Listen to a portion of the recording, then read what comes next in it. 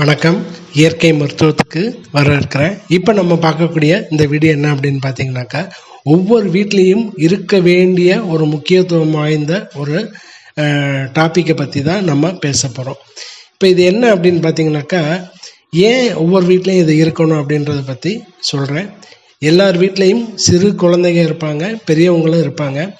இப்போ ஒரு இடம் விட்டு ஒரு இடம் போகிறோம், ஊர் விட்டு ஊர் போகிறோம், அந்த ஊரில் தண்ணி குடிக்கிறோம். அந்த தண்ணி குடித்தோடனே என்னன்னே தெரியலை, அடுக்கு தும்மல் மாதிரி வருது, இல்லை இருமல் மாதிரி வருது, இல்லை வறட்டு இருமல் மாதிரி வருது, மூக்கு திடீர்னு ஜலதோஷம் மூக்கு ஒழுகிக்கிட்டே இருக்குது அப்படின்றவங்களுக்கு இந்த காதி கிராமில் என்ன அப்படின்னு பார்த்தீங்கன்னாக்கா, நிறைய விதமான தேன்கள் அவங்க ப்ரொடியூஸ் பண்ணியிருக்காங்க.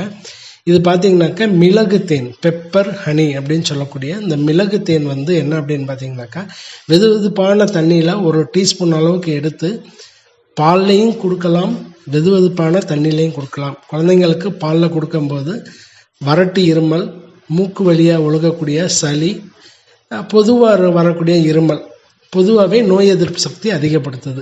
இது யார் வேணாலும் எப்போ வேணாலும் உபயோகப்படுத்திக்கலாம். இந்த ஒரு இன்ஃபர்மேஷன் எல்லாருக்கும் வேணும் அப்படின்றக்காக தான் இந்த வீடியோ போட்டிருக்கேன். இதை கண்டிப்பாக ஒவ்வொரு வீட்லேயும் வாங்கி வச்சு உபயோகப்படுத்திக்கிறது ரொம்ப நல்லதுங்க.